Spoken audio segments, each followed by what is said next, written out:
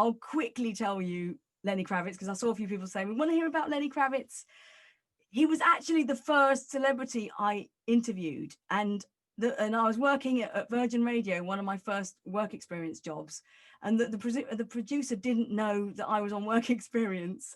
So she said, look, take this recorder and go and interview, what's on the agenda today? Oh, look, Lenny Kravitz is speaking at the Rock Circus in the Trocadero in London. Just go and interview him. And I was like, what? I've got to interview Lenny Kravitz. So I went, and I had no idea what a press junket was. I mean, we all know now, you know what a press junket is. All you have to do is watch Notting Hill with Hugh Grant.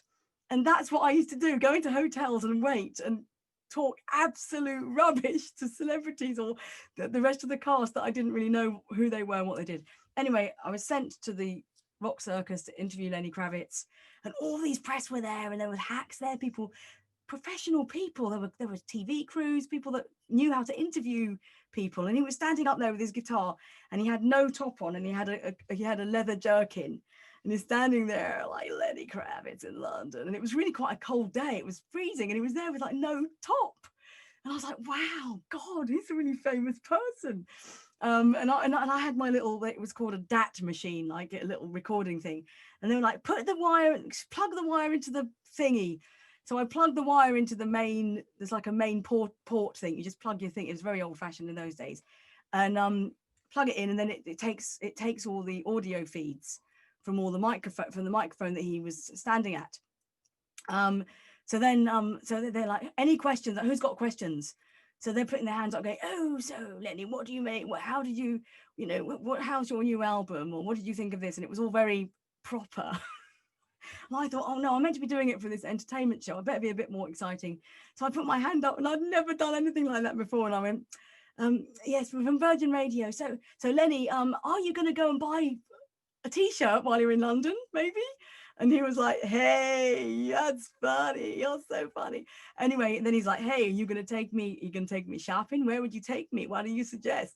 I was like, well, Carnaby Street's around the corner, And anyway, so then he started kind of having a bit of fun with me. And then all the journalists came up to me and started putting their microphones on to me, because they're like, who are you? What's your name? Are you going to take him shopping? And then they started trying to write a story like, Lenny Kravitz meets young Londoner.